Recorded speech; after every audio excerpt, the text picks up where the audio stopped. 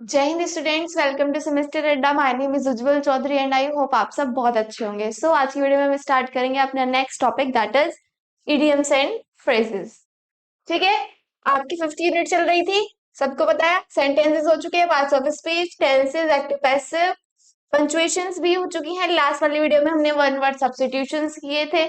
And आज की video में हम आपकी 50 यूनिट का सबसे last topic, that is idioms and phrases को देखेंगे। ठीक है, इसके बाद आपकी 50 यूनिट भी कंप्लीट हो जाएगी। ठीक है, सो आज आपका सिलेबस कंप्लीट हो जाएगा। बात करते हैं अपना सबसे लास्ट टॉपिक आपके 5th यूनिट का, that is idioms and phrases. ठीक है, स्टार्ट करें। चलो स्टार्ट करते हैं। तो इडियम्स एंड फ्रेजेस क्या होते हैं? देखिए, इडियम्स एंड फ्रेजेस होते हैं मुहावरे। क्या होते हैं? मुहावरे होते हैं। ठीक है, हम आज इस वीडियो में क्या देखेंगे कि भाई आपके कौन कितने टाइप्स के मुहावरे होते हैं। टाइप्स मतलब तरीके, कौन कौन से आपके मुहावरे हो सकते हैं, या फिर आपके एग्जाम के लिए क्या क्या इंपॉर्टेंट है मुहावरे, कौन कौन से आ सकते हैं, वो हम आज की वीडियो में पढ़ने वाले हैं। Okay, so the word idioms is often used for word और phrases with the special meaning. देखिए, किस चीज के लिए यूज होते हैं मुहावरे? हमें कुछ स्पेशल तरीके से बात कहनी है या फिर कुछ इम्प्रेसिव तरीके से बात कहनी है, हम तो बेसिक तरीके से नहीं कहते, उसमें थोड़ा सा क्या कर देते हैं, कुछ उसको स्पेशल बना देते हैं या फिर कुछ ऐसी चीजें लिख देते हैं। उससे क्या बन जाता है, बात का मीनिंग तो वही रहेगा भाई, हम सिंपल तरीके से कह दे, उसको एक थोड़े से स्पेशल तरीके से कह दे, तो स्पेशल तरीके वाले पे थोड़ा ज्यादा अच्छा ध्यान दिया जाएगा, या फिर वो इतने ही इम्प्रेसिव होगा। बेसिक से समझना भाई, हम क्यों, अच्छा हम बहुत अच्छे अच्छे वर्ड्स यूज करते हैं, कभी कभी करते हैं ना, क्यों करते हैं? उसको इम्प्रेसिव दिखाने के लिए, बहुत अच्छा दिखाने के लिए, अपना इम्प्रेशन अच्छा दिखाने के लिए। ठीक है, तो हम बेसिक को अवॉइड करते हैं। तो इसमें भी क्या होता है, जो बहुत अच्छे, जिसकी इंग्लिश में कमांड होती है बहुत अच्छी, तो वो क्या करते हैं, इडियम्स पे ज्यादा ध्यान देते हैं। बातों में क्या करते हैं, इडियम्स को घुसा देते हैं कि भाई ये है, ये है। अगर मैं बात करूं कि बहुत तेज रेन हो रही है, कभी कभी कोई कोई क्या कह देता है, या फिर मैं भी क्या कह देती हूँ कि रेनिंग कैट्स एंड डॉग्स। अब रेनिंग कैट्स एंड डॉग्स का ये मतलब नहीं है कि रेनिंग हो रही है कैट्स एंड डॉग्स की, कुत्ते बिल्ली आ रहे हैं बारिश में। नहीं, इसका मतलब क्या होता है, तेज हवाओं के साथ बहुत तेज बारिश हो रही है। ठीक है, तो रेनिंग कैट्स एंड डॉग्स का क्या मतलब होता है, बहुत तेज बारिश हो रही है हवा के साथ। ठीक है, तो ऐसे ही बहुत सारे इडियम्स होते हैं जिनका एक्चुअली मीनिंग तो कुछ और होगा भाई। रेनिंग कैट्स एंड डॉग्स, ठीक है, अब इसका क्या पता चल रहा है कि भाई रेनिंग का मतलब बारिश, कैट्स एंड डॉग कुत्ता बिल्ली, तो कुत्ते बिल्ली की बारिश हो रही है। बेसिक तो यही समझेंगे, लेकिन इसका क्या मतलब होता है, फ्रेजेस के अंदर क्या मतलब होता है कि बहुत तेज बारिश हो रही है, बहुत ज्यादा तेज, इसके साथ हवाओं के साथ बहुत तेज बारिश हो रही है, इसका ये मतलब होता है। ठीक है, सो कंप्लीट सेंस नहीं बनाते, एक सेंस बनाते हैं लेकिन पूरा कंप्लीट नहीं होता है, दैट इज फ्रेजेस। और इडियम्स हमारे क्या होते हैं, मुहावरे होते हैं। ठीक है, क्लियर है? आई होप किसी को कुछ प्रॉब्लम नहीं हुई होगी।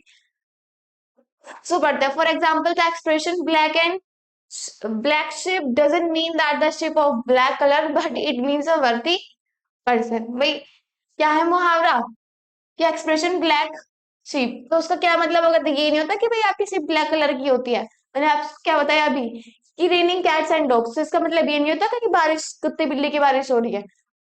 ठीक है, तो मतलब दिखता हमें कुछ और है, लेकिन फ्रेजेस में क्या, उसका कुछ मीनिंग अलग ही निकलता है। ठीक, but it means a worthy person, तो उसको क्या मतलब होता है, वर्थी पर्सन होता है। The rainy days doesn't mean the rain of the day of rain, it actually meaning the unlucky time. ऐसी एक फ्रेज क्या होती है, ऐसे एक मुहावरा क्या होता है, the rainy days, the rainy day, इसका मतलब ये थोड़ी होती ये, इसका मतलब इंग्लिश के अंदर ये नहीं होता कि क्या हो रही है, द डे ऑफ रेन, इसका ये मतलब नहीं होता। इसका मुहावरे के अंदर क्या मतलब होता है, क्या होता है, लकी टाइम्स। ठीक है, कुछ इडियम्स एंड फ्रेजेस देखते हैं जो आपके एग्जाम पॉइंट ऑफ व्यू से बहुत ज्यादा इंपॉर्टेंट है, जो आपके आ सकते हैं। ठीक है, पढ़ते हैं अपना first, that is at the 11th hour. अब अगर आप बिल्कुल बेसिक इंग्लिश की बात करेंगे तो इसका क्या मतलब निकलेगा, भाई 11वें घंटे में। ठीक है, इसका क्या मतलब है, 11 आवर, मतलब कि 11 घंटे, ठीक है। तो 11वें घंटे में, लेकिन इसका क्या मीनिंग है, इसका कुछ अलग ही मीनिंग है, एट द लास्ट मोमेंट। इसका क्या मतलब होता है, इसका मतलब होता है जो बिल्कुल एंड में जाके काम करता है। जैसे कि एक असाइनमेंट है, असाइनमेंट की डेट है आज, कि आपको 3rd तक कंप्लीट करके देना ही देना है, आपको 3 तारीख तक कंप्लीट करके देना ही देना है। लेकिन अब इस मुहावरे का क्या मीनिंग होगा, इसका मीनिंग क्या होगा कि भाई एक वो ऐसा पर्सन जो बिल्कुल एट द एंड मोमेंट पे काम करता है, जो 2 की नाइट में असाइनमेंट बनाना स्टार्ट करेगा और जाते जाते 3 तारीख में उसका तब भी नहीं बनेगा, तब भी थोड़ा थोड़ा जब जाके कंप्लीट कर देगा 3 में। तो कौन ऐसा ऐसा पर्सन कौन सा होता है, जो लास्ट मोमेंट में अपना काम करता है, ठीक है। सो अगर हम बेसिक की बात करें तो इसका मतलब तो 11th आवर निकल जाएगा, लेकिन क्या होता है, मैंने कि इडियम्स में इनका मतलब अलग ही होता है, ठीक है। तो इसका क्या मतलब होता है, एट द लास्ट मोमेंट, ठीक। मैंने इसका एग्जाम्पल भी लिख रखा है, he submitted his assignment at the 11th hour. क्या किया उसने, उसने क्या किया, बिल्कुल अपना असाइनमेंट एकदम लास्ट मोमेंट पे क्या किया, सबमिट किया, ठीक है। जैसे कि अगर असाइनमेंट सबमिट करने की डेडलाइन थी कि आपको 2 बजे तक करनी है, ठीक है, तो उसने क्या करा, 1:55 पे ही जाके सबमिट किया, ठीक है।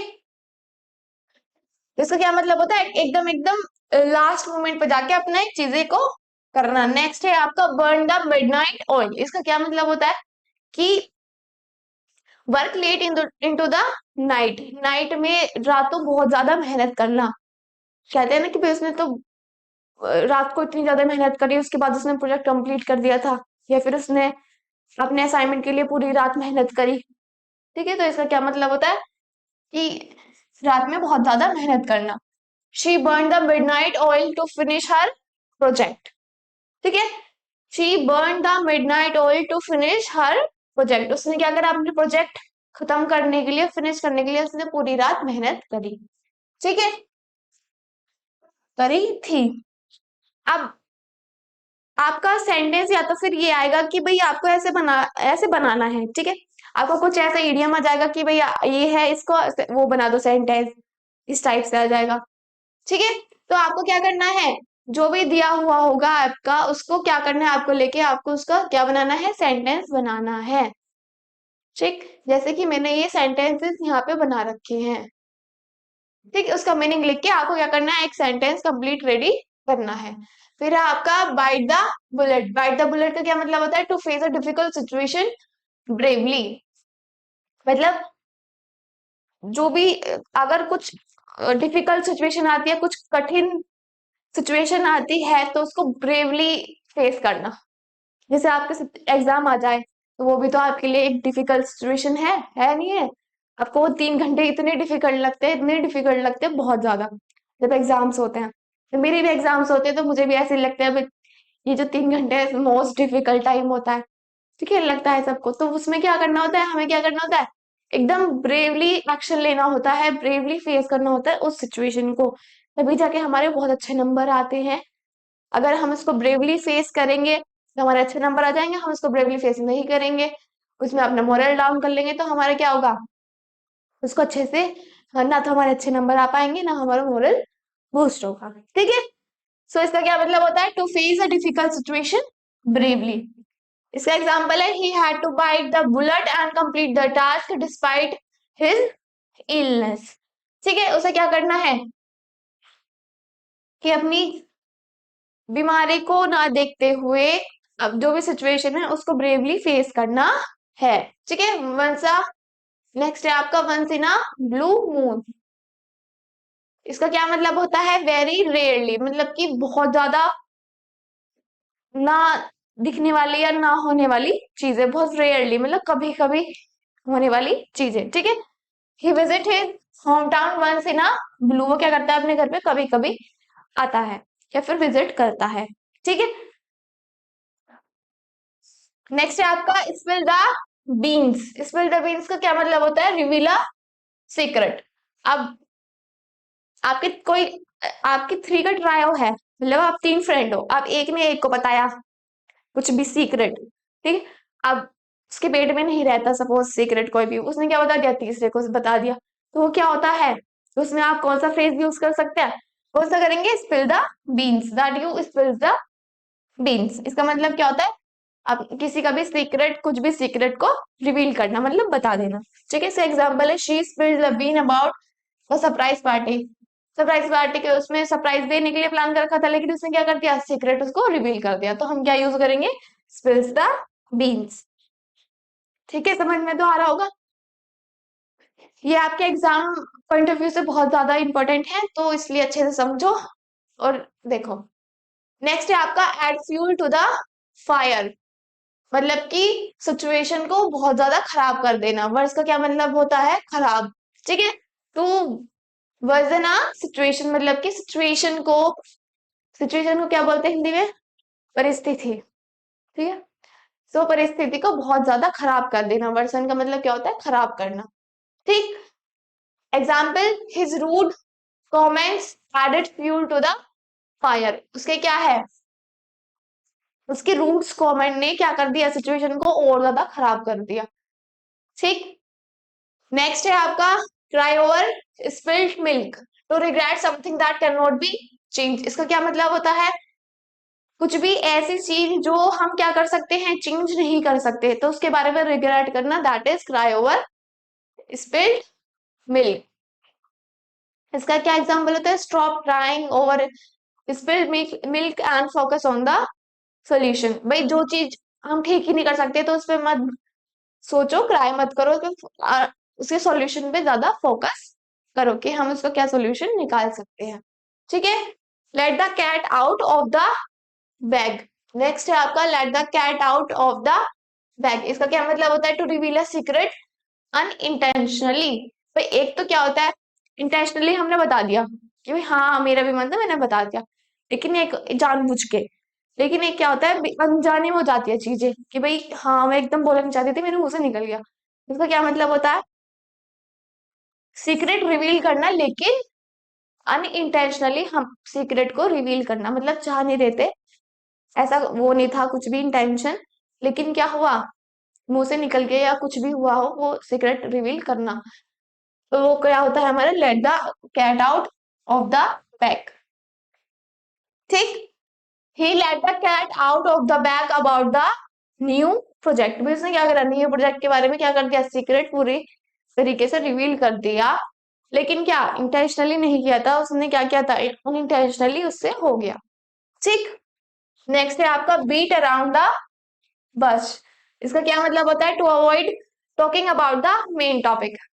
भाई अगर किसी को बात नहीं करनी होती या फिर किसी भी टॉपिक को अवॉइड करना होता है, जैसे कि क्लासरूम में अगर किसी बच्चे से क्वेश्चन पूछ लिया जाता है, तो वो क्या करता है, वैसे नहीं पता, सपोज क्लास में बच्चे से टीचर ने क्वेश्चन पूछ लिया, तो वो क्या करेगा, वो जो उस टॉपिक पे नहीं आएगा, बाकी इधर उधर के सारी चीजें कर देगा। जैसे आपके क्वेश्चन में भी, एग्जाम्स में भी क्वेश्चन पूछे जाते हैं, हम बच्चे क्या करते हैं, उस टॉपिक पे तो बात करेंगे, जो सा क्वेश्चन पूछा है उस पर तो बात करेंगे नहीं, बाकी पूरी दुनिया की सारी इंफॉर्मेशन लिख देंगे, लेकिन उस क्वेश्चन का आंसर नहीं देंगे, उससे रिलेटेड चीजों का आंसर नहीं देंगे, बाकी पूरी दुनिया में जितनी भी बात हुई होंगी, सिलेबस जितना भी है सब कुछ लिख देंगे।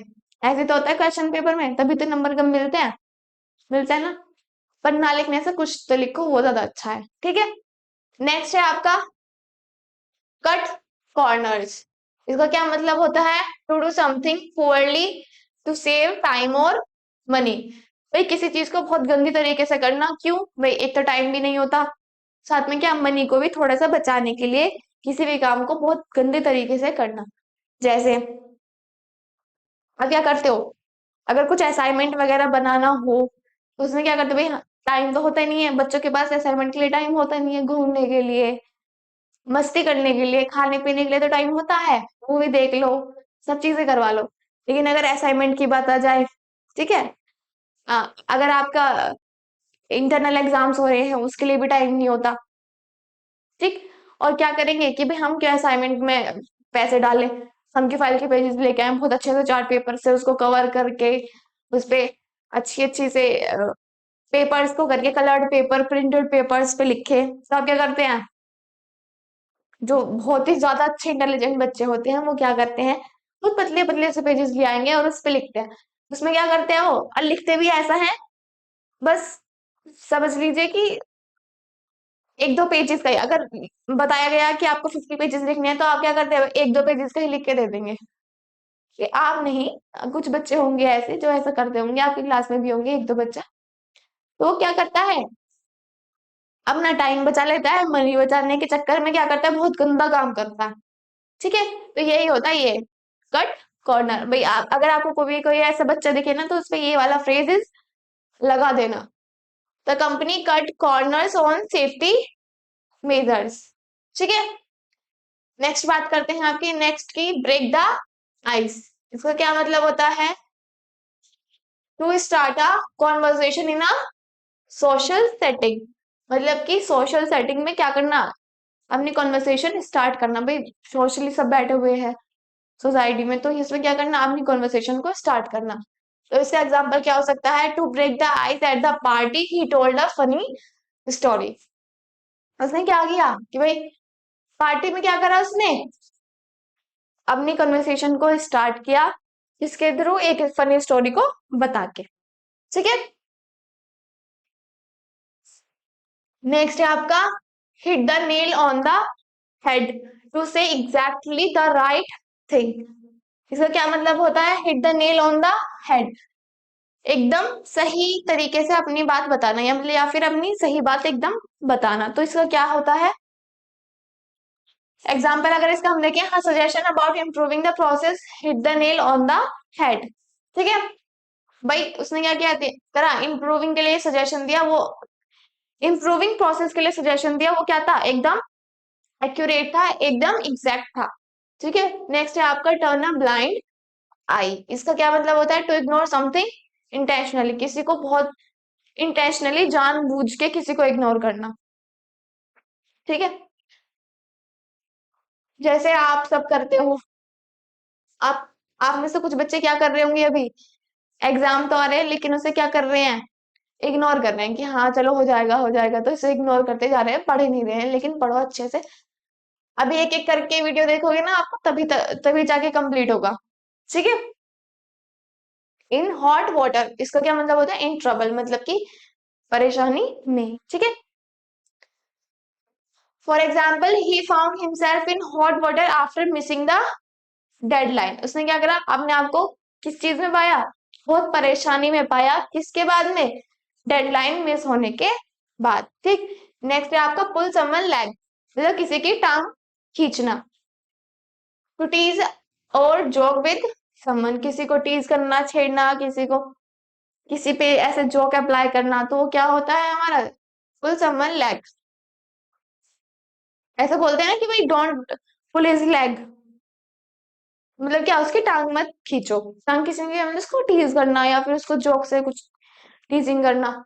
इसका एग्जांपल क्या था, don't worry I am just pulling your leg but forgetting the homework. ठीक है, नेक्स्ट है आपका, गो द एक्स्ट्रा माइल। इसका क्या मतलब होता है, to put in extra efforts. भाई कोई कोई बच्चा क्या करता है, अपने असाइनमेंट में बहुत अच्छा काम कर देगा, बहुत अच्छे एफर्ट्स लगाएगा। ठीक है, तो उसके लिए क्या हम यूज करते हैं, to go the extra mile. ठीक है, she always goes the extra mile to help her colleague. वो क्या करते हैं, हमेशा एक्स्ट्रा एफर्ट्स डालती है अपने कलीग्स की हेल्प करने के लिए। नेक्स्ट है आपका, मेक एंड्स मीट। इसका क्या मतलब होता है, to manage with limited resources. To manage with limited resources का क्या मतलब होता है, बहुत कम रिसोर्सेज के अंदर, मतलब बहुत कम जो भी रिसोर्सेज यूज करते हैं। जैसे कि अगर मैं कुछ असाइनमेंट लिख रही हूँ, तो मेरे रिसोर्सेज क्या हो गया, पेन, पेपर, स्केचेस, या फिर फाइल, तो ये सब चीजें मेरे रिसोर्सेज हो गए, मतलब जिसके थ्रू चीजें का काम हो रहा है, तो वो क्या होता है, हमारे रिसोर्सेज होते हैं। ठीक है, इसका क्या मतलब होता है, बहुत कम रिसोर्सेज में अपनी चीजों को मैनेज करना। जैसे कि आप सब भी बहुत करते होंगे कि भाई असाइनमेंट मुझे बनाना है, लेकिन क्या हो गया, स्केच का यूज नहीं करती हूँ, बस एक ब्लू पेन ले लेती हूँ, एक ब्लैक पेन ले लेती हूँ, एक पेपर ले लेती हूँ, इनसे कर देती हूँ।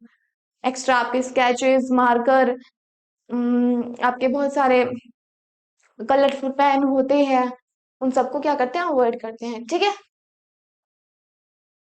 नेक्स्ट है आपका, अंडर द वेदर। इसका क्या मतलब होता है, फीलिंग अनवेल, जिसे मतलब अच्छा महसूस ना करना, अनवेल महसूस करना, ठीक है। She didn't come to work today as she feeling under the weather, ठीक है, वो काम पे नहीं आई क्योंकि उसे बहुत ज्यादा, वो क्या कर रही थी, अच्छा फील नहीं कर रही थी। Call it a day. Call it a day का क्या मतलब होता है, to stop working for a day, ठीक है।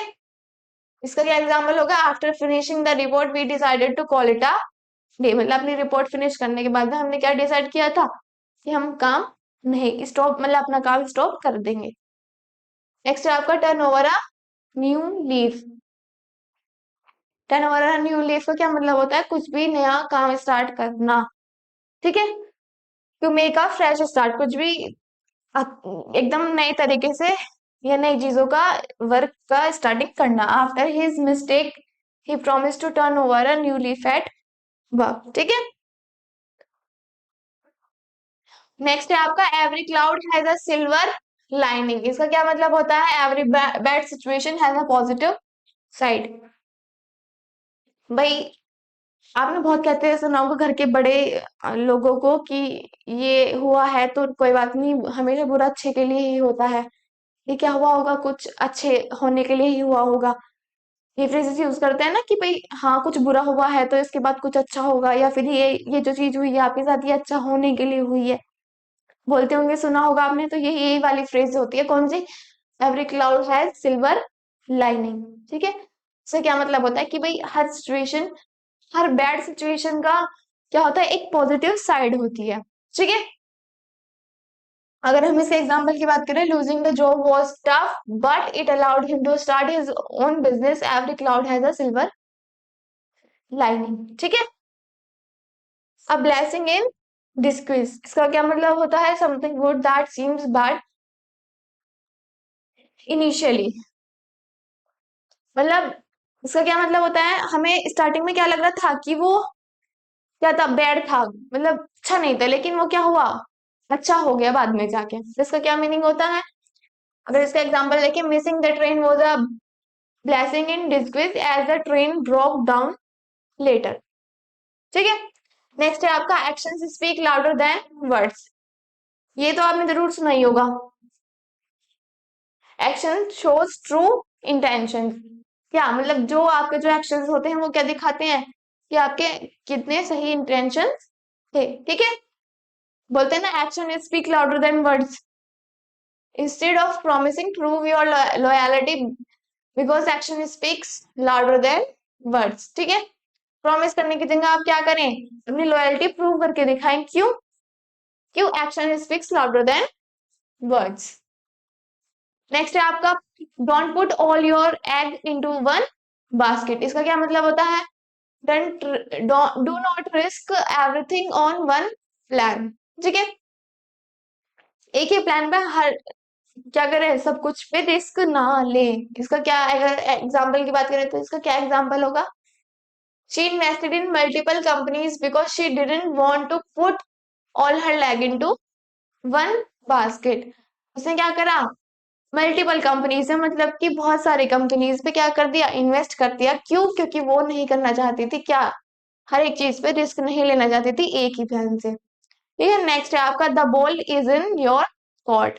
इसका क्या मतलब होता है, it's your turn to take action, ठीक है।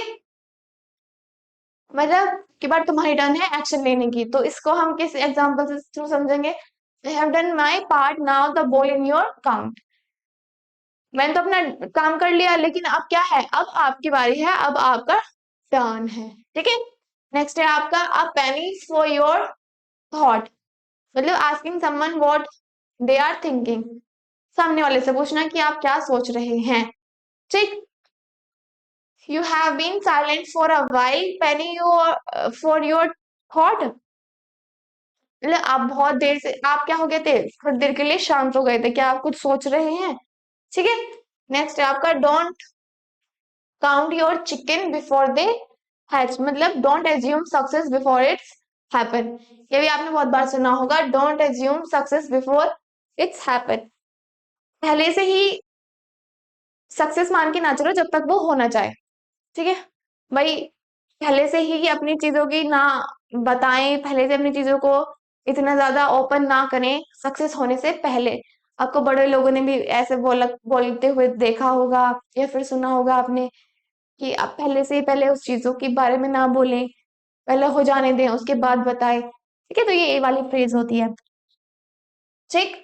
नेक्स्ट है आपकी, Rome was not build in a day, important things take time to achieve. ये भी सुना होगा आपने कि अगर कुछ इंपॉर्टेंट चीज होती है तो वो क्या करती है, टाइम लेती है होने में। भाई कुछ अच्छा होता है तो वो ऐसे हो जाता है एकदम से? नहीं, बहुत ज्यादा टाइम लेती है। तो कहते हैं ना, गुड थिंग्स टेक्स टाइम, तो ये वाली फेज होती है। ठीक है, be patient with your project, Rome was not built in a day. भाई अपने प्रोजेक्ट पे क्या कर रखे, पेशेंस रखे, धैर्य रखे। क्यों? क्योंकि क्या होता है, जो भी इंपॉर्टेंट चीज होती है वो क्या करती हैं, अचीव होने में क्या करती है, टाइम लेती हैं। ठीक। The best of both worlds, मतलब benefiting from two different opportunities. दो डिफरेंट अपॉर्चुनिटीज से क्या मिलना, बेनिफिट मिलना, तो ये क्या होता है, the best of both worlds. ठीक है।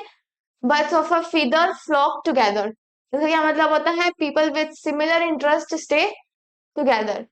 भाई डिफरेंट डिफरेंट इंटरेस्ट के लोग अगर एक ही चीज चाहते हैं लेकिन वो मिल जाए तो वो क्या होते हैं, ये वाली फ्रेज आपको बना देती है। इसका क्या एग्जांपल होता है, दोस्त to always hang out because birds of feather flock together. ठीक है। इसका क्या मतलब होता है कि भाई हम कहते हैं ना कि हमारी तो वाइब मैच होती है, या फिर हमारा सिमिलर काम है, या हम दोनों का इंटरेस्ट सेम है। भाई मेरा मेरे फ्रेंड का इंटरेस्ट सेम है कि हमें क्या करना है, एक बिजनेस से पैसे कमाना है। तो हमने क्या करा, एक बिजनेस स्टार्ट किया, तो हमारा क्या हो गया, इंटरेस्ट सिमिलर हो गया, तो हम क्या करेंगे, साथ में काम करेंगे। ठीक है, साथ में रहेंगे। ठीक। नेक्स्ट है आपका, cost an arm and a leg, मतलब कि वेरी एक्सपेंसिव। ठीक। For example, this designer dress cost me an arm and a leg. ठीक है, ये क्या है, इसकी जो ड्रेस है वो क्या है, बहुत ज्यादा एक्सपेंसिव ना कह के क्या कह सकते हैं हम, cot me an arm and a leg, मतलब इस डिजाइनर की जो ड्रेस है वो बहुत ज्यादा एक्सपेंसिव है। अ पीस ऑफ केक, मतलब कि very easy, the exam was a piece of cake for him since he studied hard. क्यों, उसके लिए क्या था, एग्जाम बहुत ज्यादा हल्का था। क्यों? क्योंकि उसने क्या कर रखा था, बहुत ज्यादा मेहनत कर रखी थी। अच्छा, जो इंटेलिजेंट बच्चे होते हैं वो क्या करते हैं, जब उनसे कोई एग्जाम की पूछता है, उन्होंने बहुत ज्यादा हार्ड काम कर रखा होता है, भाई मेहनत तो कर रखी है, तभी तो वो इंटेलिजेंट है, तभी तो वो अच्छे नंबर लेके आ रहे हैं। उनसे पूछा जाए तो उन्हें क्या कहते हो, नहीं एग्जाम तो सही था, हल्का था, ऐसे बोलते हैं। अब किसी लो स्टूडेंट से पूछा जाए तो वो क्या कहेगा, हल्का भी होगा तो उसे तो टफ ही लगेगा, तो वो तो टफ ही कहेगा। ठीक है, तो अच्छे उसके लिए हम क्या यूज कर सकते हैं, अ पीस ऑफ केक। ये तो अ पीस ऑफ केक है। ठीक है। सो नेक्स्ट है आपका, लेट स्लीपिंग डॉग लाई। इसका क्या मतलब होता है, इस फ्रेज का क्या मतलब होता है, avoid interfering in a subtle manner, मतलब कि किसी भी अच्छे तरीके से, एकदम सेटल तरीके से, बहुत सटीक तरीके से किसी भी चीज में इंटरफेयर ना करना, मतलब कि अवॉइड करना कि हम इंटरफेयर नहीं कर रहे अच्छे तरीके से। ठीक है। नेक्स्ट है आपका, द लास्ट स्ट्रॉ। इसका क्या मतलब होता है, the final problem in a series of issue. जैसे मैं बोलूं कि भाई आपका क्या है, जो आज का लेक्चर है वो क्या है, द लास्ट स्ट्रो है। ठीक है भाई, आपकी जो भी सीरीज चल रही है, जब से इतने टफ चल रही है, उसका क्या है, ये आज क्या है, लास्ट हो जाएगा भाई, आपका सिलेबस कंप्लीट हो जाएगा, तो मैं क्या कह सकती हूँ, दिस इज योर लास्ट स्ट्रो। ठीक है। नेक्स्ट है आपका, क्यूरियोसिटी किल्ड द कैट, मतलब अगर आप बहुत ज्यादा क्यूरियस हो जाते हैं तो ये क्या कर सकता है, परेशानी का कारण बन सकता है। भाई ऐसा सुना होगा ना कि बहुत ज्यादा क्यूरियस मत हो, नहीं तो चीजें खराब हो जाएंगी, या फिर इतनी ज्यादा क्यूरियसिटी मत लेके आओ अपने अंदर, नहीं तो चीजें बहुत ज्यादा खराब हो सकती हैं। या फिर समझदारी से काम करो, कहते हैं ना बड़े कि भाई इतना ज्यादा क्यूरियस मत हो, इतना ज्यादा वो मत कर, क्या कर, एकदम समझदारी से काम करो, एकदम अच्छे से काम करो, कहते हैं ना, तो वो इसलिए ही कहा जाता है। क्यों? क्योंकि क्यूरियोसिटी क्या कर सकती है, बहुत ज्यादा परेशानी खड़ी कर सकती है। ट्रबल का क्या मतलब होता है, परेशानी। ठीक है। So don't go into the private affairs, remember curiosity kill the cat. ठीक है, प्राइवेट अफेयर्स में मत जाओ, क्यूरियोसिटी किल्स द कैट, मतलब क्यूरियोसिटी क्या कर सकती है, आपकी प्रॉब्लम्स को और बढ़ा सकती है। ठीक। नेक्स्ट है आपका हिट द सेक, मतलब गो टू द बेड, मतलब कि मुझे बहुत ज्यादा क्या कर रही हो रही है, थकान हो रही है, तो मैं अपने बेड पे जा रहा हूँ। ठीक है। आप कह भी सकते हो अपने बाबा से आई वॉन्ट टू क्या हिट द सेक, मैं सोने जा रहा हूँ। कह के देखिए, अच्छा लगता है, आपको फ्रेजेस यूज करने चाहिए। जैसे अगर आप एक दो भी यूज करेंगे, फिर दो चार पांच करेंगे, तो आपको क्या होगा, भाई बढ़ते जाएंगे टर्म्स आपकी। इससे क्या होगा, आपको आगे जाके फ्यूचर में जाके आपको हेल्प मिलेगी। आप किसी कंपनी में जाते हैं, फ्रेजेस का यूज करिए, अच्छे अच्छे वर्ड्स का यूज करिए, वोकैबुलरी सीखिए। उससे क्या होगा, आपका इंप्रेशन इंप्रेशन अच्छा जाएगा। मैंने आपको पहले भी बताया है कि हार्ड स्किल होनी बहुत ज्यादा जरूरी है। 100% श्योरिटी है कि आपकी हार्ड स्किल से ही जॉब लग जाएगी, लेकिन अगर आपकी सॉफ्ट स्किल और अच्छी होगी ना, तो आपका प्रमोशन होगा अच्छा, आपकी वैल्यू बढ़ेगी, आपके कलीग से आपसे ज्यादा इम्प्रेस होंगे, आपका बॉस ज्यादा इम्प्रेस होगा, आपका और प्रमोशन होगा, वैल्यू बढ़ेगी, रेजिग्नेशन बढ़ेगी। ठीक है। आपकी रिकॉग्निशन भी बढ़ेगी कंपनी के अंदर। तो मैंने आपको क्या बता रखा है पहले कि hard skill is very important, but it is also very important to improve your soft skills. ये जो बातें करना, बातों के तरीका, एकदम सटल तरीके से बात करना, प्यार से बात करना, अपनी जो वॉइस है उसको डाउन रख के थोड़ा अच्छे से मैनर से तरीके से बात करना, अपने ड्रेसिंग सेंस अच्छा रखो, ये सब चीजें किसके अंदर आती हैं, सॉफ्ट स्किल्स के अंदर आती हैं। हार्ड स्किल के अंदर कौन कौन सी चीजें आती हैं, भाई आपको जो भी आपने चीजें सीखी हैं, ठीक है, मतलब जैसे कि आपने पाइथन सीखी है, जावा सीखी है, मतलब ये भी जो आपने टेक्निकल चीजें सीखी हैं, लेकिन आपके सॉफ्ट स्किल भी बहुत ज्यादा इंपॉर्टेंट है। इसलिए क्या करें कि थोड़ा इडियम्स का यूज करें। जो पुराने लोग कहते हैं कि भाई आपको क्या करना चाहिए, समझदारी से काम करो, जो आपकी क्यूरियोसिटी है वो क्या प्रॉब्लम और बढ़ा देगी। वो तो हिंदी में बात करते हैं, आपको इंग्लिश में करनी है, कमरी में जाके भी इंग्लिश में करोगे, एक दो आप याद कर लो, एक दो कल को याद कर लेना, फिर आप ऐसे बहुत कर करके आपको बहुत सारी आ जाएंगी। सॉरी। ठीक है। फिर आपका ऑन क्लाउड 9। नेक्स्ट है आपका एक्सट्रीमली हैप्पी, जो बहुत ज्यादा खुश होते हैं, बहुत ज्यादा खुशी होती है, तो उसके लिए क्या यूज करते हैं, ऑन क्लाउड 9। आप कह सकते हैं today I am on cloud 9। आप बोल सकते हो अपने घर में भी, अपने फ्रेंड के साथ बोल सकते हो। ठीक है। इसका एग्जाम्पल है she was on cloud 9 after winning the competition. वो क्या थी, कंपटीशन जीतने के बाद वो क्या थी, बहुत ज्यादा खुश थी। ठीक। Throw the throw in the towel, मतलब गिव अप करना। After several failed attempts he finally threw in the towel. इसका क्या मतलब होता है, भाई बहुत सारे अटेम्प्ट कर लिए, कोई पास नहीं हो पाता, या फिर किसी की बैक लग गई, वो बार बार अपनी बैक दे रहा है, वो फिर भी पास नहीं हो पा रहा। ठीक है। तो उसके लिए हम क्या यूज करते हैं, थ्रो इन द टल, मतलब कि गिव अप करना, मतलब छोड़ देना, अब नहीं हो पा रहा, आप छोड़ दिया। ठीक है। नेक्स्ट है आपका फेस द म्यूजिक। इसका मतलब क्या होता है, टू एक्सेप्ट कॉन्सिक्वेंसेस। कॉन्सिक्वेंसेस को क्या करना, एक्सेप्ट करना। He made a mistake, now he had to face the music. उसने क्या करा था, मिस्टेक करी थी, अब उसको क्या करना, नतीजा भुगतना ही पड़ेगा। अब उसे क्या करना है, कॉन्सिक्वेंसेस को एक्सेप्ट करना पड़ेगा। ठीक है। ठीक है। तो ये आपके क्या थे, most important idioms and phrases थे, जो आपके एग्जाम पॉइंट ऑफ व्यू से बहुत ज्यादा इंपॉर्टेंट है। इनमें से पढ़ लीजिए, आ जाएगा इसके अंदर से ही। ठीक है। सो हमने क्या पढ़ा था आज की वीडियो में, इडियम्स एंड फ्रेजेस पढ़े थे। ये बहुत सारे आपके इडियम्स एंड फ्रेजेस होते हैं। ठीक। सो आपकी 50 यूनिट भी कंप्लीट हो चुकी है, तो अच्छे से पढ़िए, आपके एग्जाम्स भी आने वाले हैं, मन लगा के पढ़िए, अच्छे से पढ़िए। जितनी मेहनत मैंने आपके साथ करी है, आई होप आप भी उतनी ही मेहनत करेंगे और अच्छे नंबर लेके आएंगे। ठीक है। फिर आप प्राउडली कह सकते हैं, या फिर मैं भी प्राउडली कह सकती हूँ कि हाँ आपने मुझसे पढ़ा था, या फिर मैंने आपको इतनी मेहनत से पढ़ाया था, आपके अच्छे नंबर लेके आए हैं। ठीक है। तो अच्छे से पढ़िए, हमारा भी नाम रोशन करिए, अपने घर वालों का भी नाम रोशन करिए। ठीक है। सो अब चलो यहीं पे एंड करते हैं हमारा जो सेशन है, आपका सिलेबस भी कंप्लीट हो चुका है। ठीक है। So take care of yourself and all the best for your exams. So take care of yourself and bye bye.